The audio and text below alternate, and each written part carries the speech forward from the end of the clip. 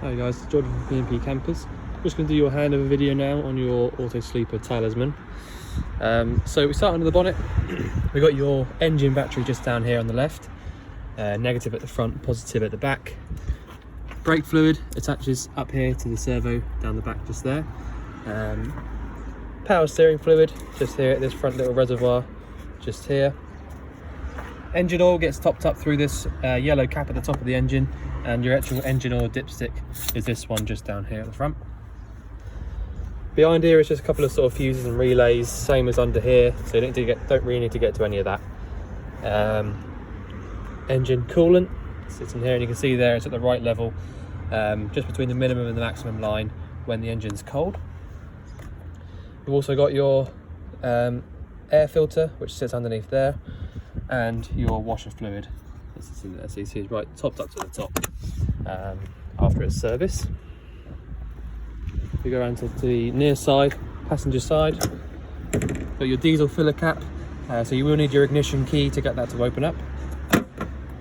And you just open that up by literally pushing on this side.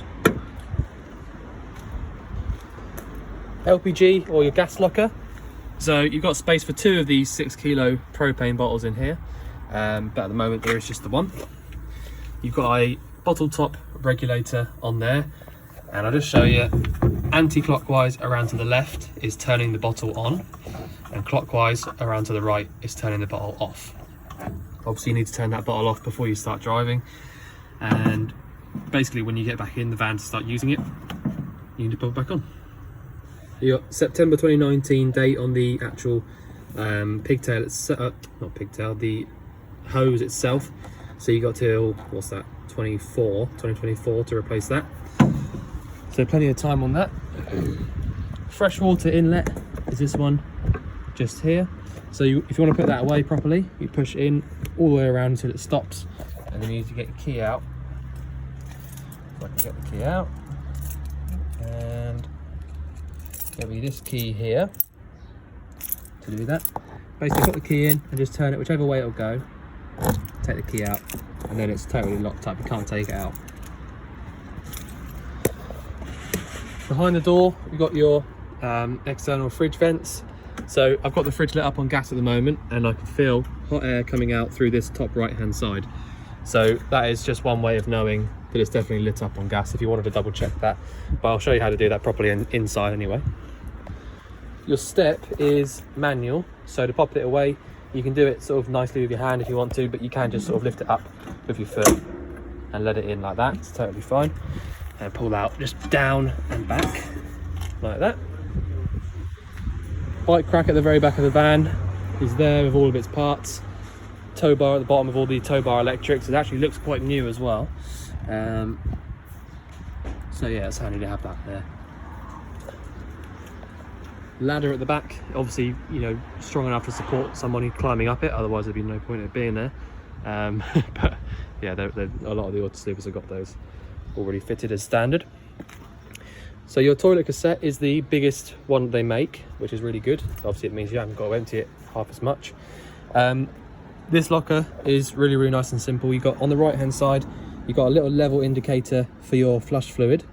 So if you see that there, about halfway up, it's about exactly where it needs to be. And like you see there, it's your pre-mixed pink fluid. So when I say pre-mixed, I mean that you need to mix it before you pour it in with some water.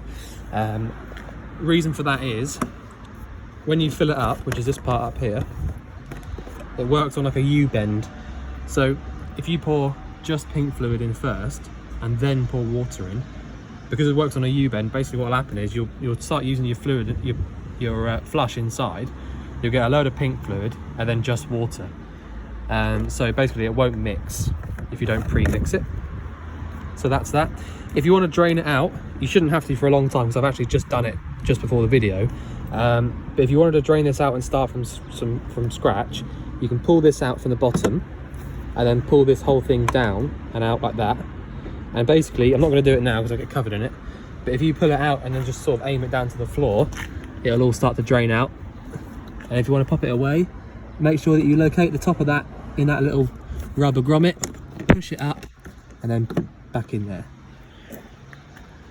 So when you're doing that, if you want to drain it out, when you're doing that, you would also want to undo this little yellow cap just here, and then basically all the flush fluid will come out after about a minute, and then you can refill it.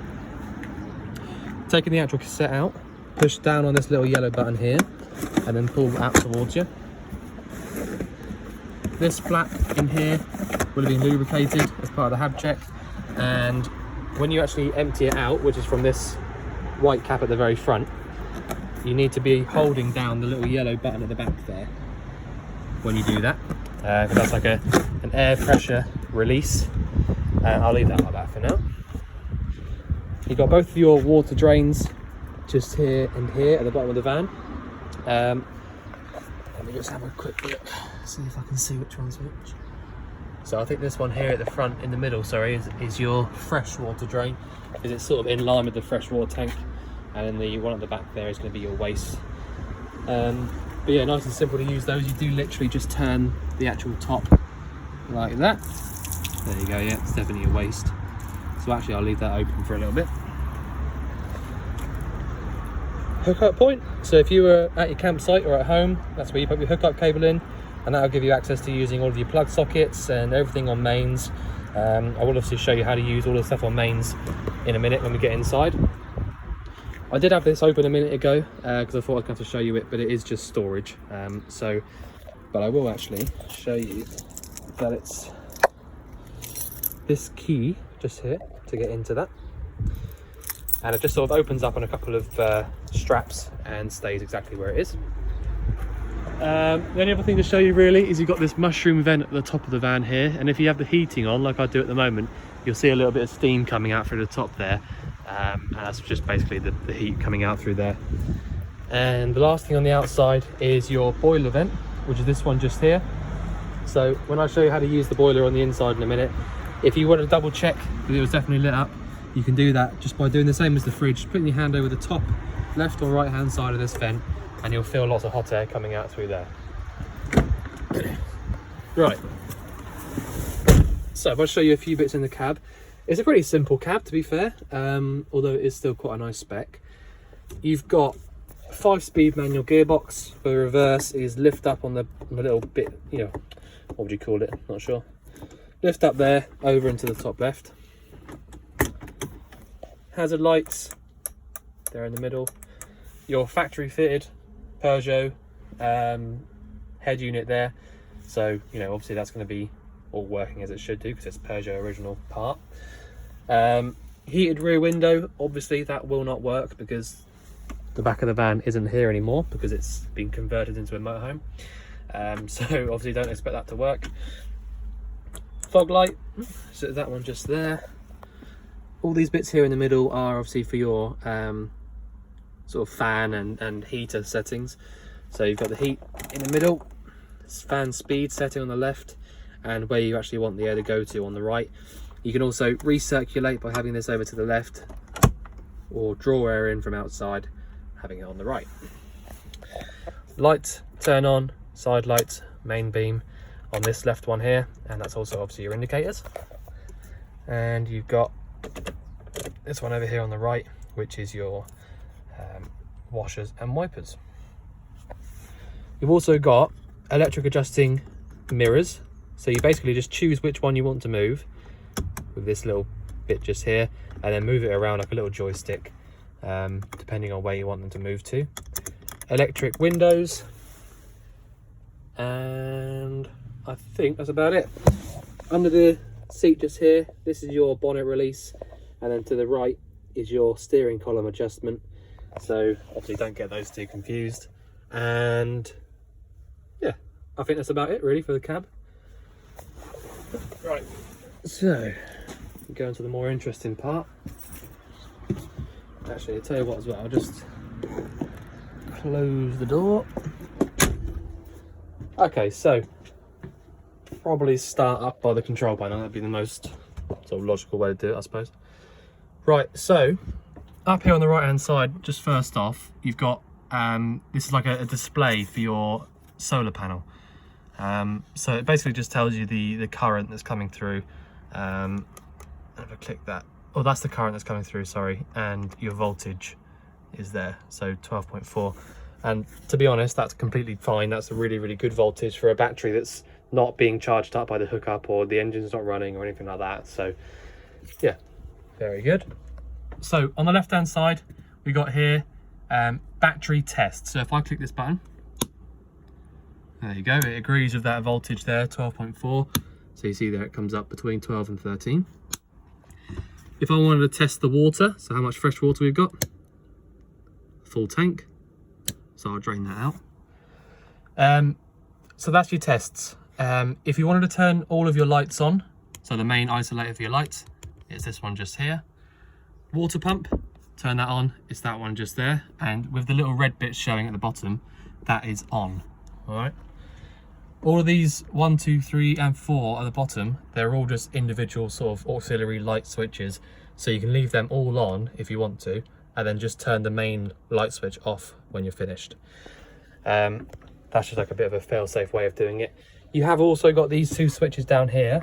The one on the left is your awning light, and that gives you a little light that comes on here telling you that it's actually on. I know that obviously you can see that it's on anyway, but because it's an outside light, you might forget that it's on, and it tells you that it's on there. And then this one just here is your rear lights. So if you just pop them, if you want the outside light on, then great. And basically, if you want to come into the van and use your lights, you need to have this one on. So once you've got those switches on, sorry, you do need to get these, turn these on anyway. You need to sort of turn these on the actual buttons that they've got. You know, they're the same pretty much all the way around the van. You've got these, another one just there in the middle, but you have also got these smaller ones as well, which, like I said, should all work because they've been done as part of the HAB check. What else we got? That should be a TV aerial booster, I think, which looks like it's probably already hooked up to all of these bits and pieces over here. So the only thing I will point out, I think Kelly already spoke to you about it, but the TV will need to be sort of a freestanding one just here. The reason for that is that you've not really got any space because of all of these plug sockets and aerial points and all that. It's difficult to put a bracket anywhere without sort of obstructing everything and making it look really weird. So it'll look much better if you can have it just sat here and plug it in to the side when you want to use it. So that's why we've done that. If you want to switch between batteries, so you've got your habitation battery and your vehicle battery, so you don't really ever want to do that. The only thing you want to do is have it up on HAB, which is your habitation battery, your leisure, or into the middle for off. If you put it down to vehicle, then what happens is whatever you're using inside the van, the engine battery starts to drain out because everything's being run from the engine battery. And obviously you don't want to do that because, you know, eventually you won't be able to start the van anymore. So if you want to use the van, in my opinion, leave it on HAB or off. So I'll leave that how it is for now. What else have we got? So I'm losing my voice a little bit today, I don't really know why. So we've got the fridge just here, which works 3 different ways. If you want to light it up on gas, which I have at the moment, then all you need to do is press your ignition switch on there and then push this little one around here in so that the gas flame is sort of in line with the little triangle. And then once you've done that, the ignition will go off and then you can let up on that. Right, so actually if I just show you how to do that first, that's probably a bit awkward. So turn it off, ignition comes on again because it's actually not lit anymore, and then I'll switch that off. If I wanted to start using it again, I want to light it up on gas again, ignition goes back on. So you can see that the ignition's on because it flashes, but also you can hear it quite clearly. When you're actually in here, you can hear it really easily. Push in around to the left on this, and then you notice this one will stop. There you go, so you heard it light up just then. Hold it in for a sec, let it out. Ignition stays off, which tells you that the fridge is actually lit up. And that's it. That's your fridge lit up on gas. Sometimes you got a little, so you got that little hole down there. So if you shoved your head in the fridge, you'd be able to see a little blue flame. But in my opinion, seeing that ignition goes off after it started when it was on is a definite telling you that it's definitely lit. But also you can go around to the outside and put your hand over that vent and physically feel the heat coming out from there. So a couple of ways of doing it, but there you go, that's the gas. If you had a hookup cable plugged into the van, you could literally just press this green button here and it would light up, and you've essentially got an element in the back of the fridge which will start to cool the fridge down literally just by the hookup cable. And if your engine was running, you can use this red one on the very left. So it's up to you if you want to do this or not, but you can actually leave these two on all the time. If you're going to be using your fridge all the time, that is. Because if you plug the hookup cable into the van, the fridge would automatically start cooling down via the hookup. And if you start the engine up, the fridge will automatically start cooling down via the engine. So if you wanted to use the fridge all the time, you can just leave these two on. Obviously do not leave the gas on all the time, because you need to turn the gas off anyway at the bottom before you start driving. But yeah. The other thing to point out is with these fridges, it's the same with all the motorhome fridges, it's not just this one. If you want to use it, basically, you need to either get the fridge cold first via the gas or the green 240 volt electric switch, and then when everything's already cold inside the fridge and the fridge is cold, switch it over to the 12 volt just for when you're driving. When you get to where you're going, you want to switch back over to one of the other two. So the reason for that is the 12 volt element in the back of the fridge is tiny compared to the, well, it's not tiny, but it's much smaller than the 240 volt one, and so it doesn't really get the fridge cold on its own, it just maintains cold temperature. So that's the fridge. What else have we got? If you want to come in and start using your boiler, this is another really important thing to sort of show you. You want your pump switch on, and then just come over to your tap and pour your hot water through. The pump will kick in, which it has done already, and then over to the cold, and then off. So the reason I could turn it off so quickly just then is because I've already come in here before this and done exactly that. When I first lifted the tap up, when I first came into the van, there was a little bit of air sort of coughing out of the tap. That's because when you have it on the hot side, the boiler takes kind of precedence over the rest of the van. So the boiler is first in line on the hot water feed. If you try and light the boiler up without filling it up first, like I've just shown you there, like lifting the tap up and waiting for the water to come through nice and clearly, then you know you can run into sort of trouble. If the boiler is completely empty and you try and light it up and sort of heat the water up, then it can sort of melt things and overheat. Just like boiling an empty kettle, exactly the same. So it is really important, if you want to use your boiler and you know all that sort of stuff, it is really important to do that, just to double check that your boiler is full. If it's not, just leave the tap open for a little bit, and then eventually if you've got enough water in your tank, it will just start coming through nice and clearly like that. But yeah, that's really important to do that. 3-burner hob and a hot ring at the top left there. The hot ring works on this one just here, and it's 1 to 6 starting from the left. That will only work when your hookup cable's plugged in. It's already all wired up to just sort of start working when you plug it in. You will also get this little light come on if you do use that. But anyway, 3-burner hob, and your grill is this one just underneath here. Grill works from this switch just here, and you've got an ignition which does the 3 burners, the grill and the oven all at exactly the same time. Don't leave the grill closed if it's lit up, obviously, just like any grill. And the oven is, you know, I don't feel like I need to show you, but basically they've all got an ignition and a thermocouple. And a thermocouple, what that does is it recognizes burning gas, and if the gas gets blown out by the wind or somebody blows it out or whatever, then the thermocouple will recognize that and it will stop any unburnt gas pumping through into the van. So any sort of pure unburnt gas, if the flame gets blown out, will stop. So that's all good. I'll just show you in the bathroom because sometimes I forget that for some reason.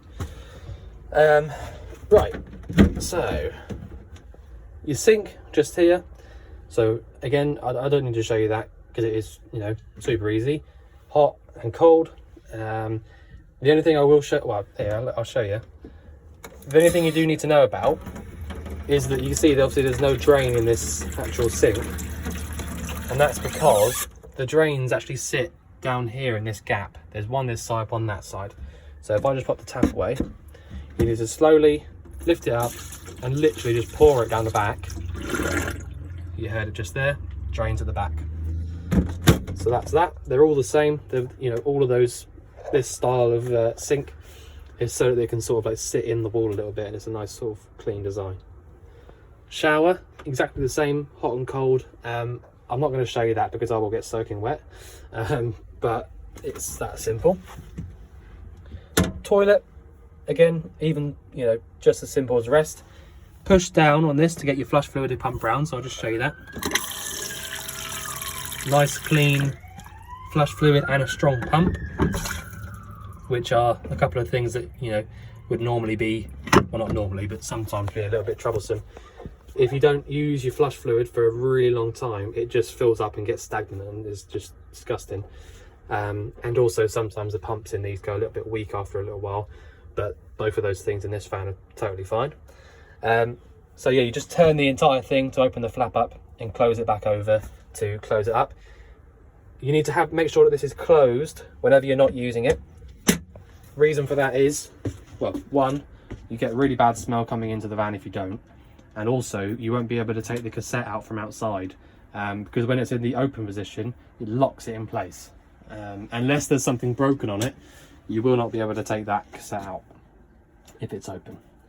So make sure that you do that. All right, so next bit is your heating. So it's a Trumatic Ultra Heat with the fan as well, which is really, really good. So you can see just in there, got a nice blue flame, no orange coming from it, lovely and blue. So that's exactly what you want. So if I just, I'll tell you what, I'll just switch it off for now. So at the moment there, you can see sort of between 6 and 7, that's kind of a good, decent number. I'm going to turn it off all the way around to 0. See there, no more flame inside there anymore. And what I would do, you know, I'll show you how to light it up in a sec, but if I, you know, in my opinion, I always like to leave the fan running for sort of 5 minutes or so after the heating's been on. You don't have to do that, but you'd be amazed how much heat comes out through the front of this grill. You know, it's not just like a radiator at home, it's, you know, way hotter than that. So I would always leave the fan on for a little bit after it's been running. The fan pumps the hot air around to all of the circular vents around the van. There's one in the bathroom, and I mean, to be fair, that might be the only one in the back of the van because it is quite a small van. I'm not sure. Yeah, I think it is actually. But anyway, I mean, I've only had it on in here for sort of half an hour, and it's nice and warm in here, so it works really well. But anyway, if you want to light this up, you've got an automatic ignition. Some of them have got a little piezo igniter that you actually have to press down yourself, and it makes a right racket. But I mean, they're really reliable. But anyway, right. So turn this around to sort of 2 or 3, and you've got an automatic ignition, which you can hear already. At the moment, before I've pressed the button down, there's no gas being pumped in. But if you watch, I've pushed the button down now.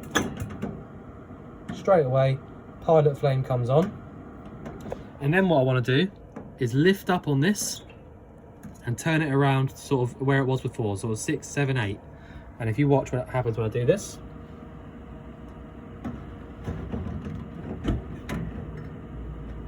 You saw that there. Kind of pops a little bit, and then that's where your main flame kicks in. So the number that you need to go to get that main flame to kick in will get higher the longer you've had the heating on. Obviously because it's already quite hot, so it won't kick in the main flame until you get up to a certain number. But there you go. That's how that works. And like I said to you, I would leave the fan on for a little bit after it's been running. But I'll turn that back off for now. So that's all you need to do. Turn it off to the 0 and then just have a little check in there. Make sure the flame's completely gone out. Leave your fan on for a little bit if you want to, but I'll turn this off now. Right, so the last bit really is the boiler. Now the boiler is the ultra store part of it. So you got this bit just here. So first off, if you've checked that your water's already through and the boiler is full of water, by doing what I showed you how to do in, a minute ago, you want to come to this left hand one here and just switch it on the outside ring. I can hear that's lit straight up just then. And then the bit in the middle is literally 30 through to 70, and it's literally just a temperature setting. That's it. So leaving it on sort of 50, 60, that's plenty hot enough, trust me. And that's it. That's all you need to do. It will turn itself off when it gets to that temperature. Although, normally you'd switch it off anyway by that point. Or if you want to use it on electric hookup and you don't want to use your actually, is that right? No. Let me double check that. No, I don't think that's right. So that's your gas bit just there. All right. What I was going to say, turn it off like this. That's that. What I was going to say is in here you've got this little switch under here that says heater. All right. So you can leave that one on, and when you plug a hookup cable into the van, that'll glow up. And then what that is it gives this little switch to the right here its power. So if you don't have a hookup cable plugged in and you don't have that switch on in the cupboard, this little dial here won't do anything at all. But when you do, you can choose 500, 1,000 or 2,000. That's just the amount of watts basically that get used up at any given moment. And essentially you've got the top spec heater, which has got 3 different elements in the back of it as well. So if you didn't want to use gas to use your heating, you can plug your hookup in, turn that switch on in the cupboard, and then just use it from here. So just choose your number on the inside, sort of 6, 7, 8, and then just choose, like I said, 500, 1,000 or 2,000. If it was up to me, I would not have the 2,000 option at the top, purely for the fact that it draws about 8 amps, and if you've got other bits and pieces on in the van already on mains, you're probably going to run into the fact that you're using too much power at once.